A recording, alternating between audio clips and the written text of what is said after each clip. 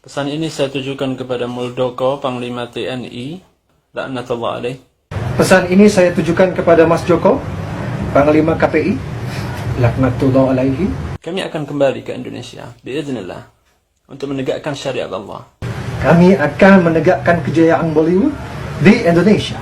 Penegakan syariat Allah harus dimulai dengan memerangi kalian. Penegakan kejayaan Bollywood harus dimulai dengan memerangi kalian.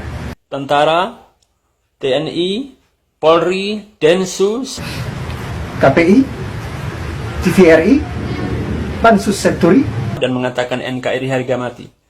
Ketahuilah bahwa bagi kami adalah syariat Allah harga mati. ketahuilah, bagi kami, kuch hota hai harga mati. Kalian mengatakan Pancasila sakti, ta'al. Bagi kami tidak ada yang sakti kecuali Allah SWT. Bagi kami, tidak ada yang sakti kecuali Sah Rukka di Wabarakatuh.